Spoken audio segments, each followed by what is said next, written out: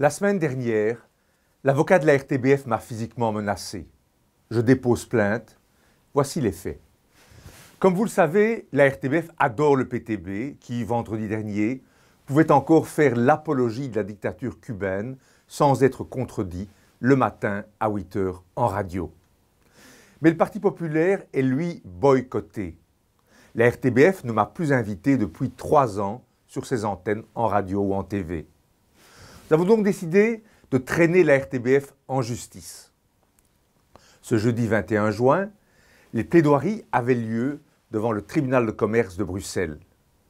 Comme l'a reconnu l'avocat de la RTBF, ils n'ont en réalité aucun argument juridique pour nous boycotter, ou bien au contraire, mais je le cite, ils espèrent, donc la RTBF, que l'histoire retiendra que la RTBF aura tout fait pour retarder l'émergence d'une force politique nocive comme le Parti populaire et qui, le reconnaissent-ils, malheureusement, va gagner en importance ces prochaines années.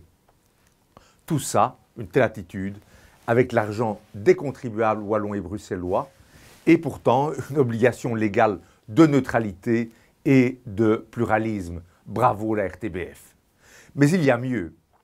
Alors que je leur rappelais que sur les chaînes flamandes, toutes les formations politiques, dont la NVA et même le Vlaams Belang, participent à tous les débats télévisés, la RTBF a répondu par la voix de son conseil, ouvrez les guillemets, c'est normal, la Flandre est d'extrême droite. Les plaidoiries de la RTBF se résumaient à un déversement de haine et de mensonges contre le Parti populaire.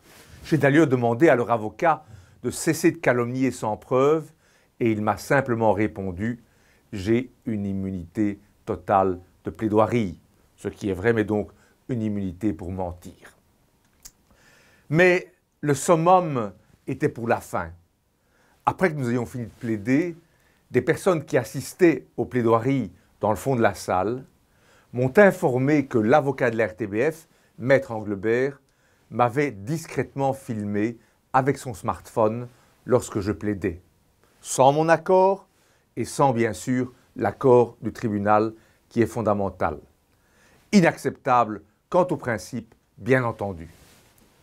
J'ai interpellé Maître Englebert qui, comme un joueur de football excité, est venu coller son front contre le mien de manière provocatrice et menaçante.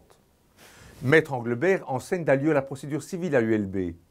Je présume donc qu'il consacre un chapitre de son cours magistral au self-défense, aux arts martiaux et autres Krav Maga, ou encore aux stratégies d'intimidation physique lorsqu'on est à court d'arguments.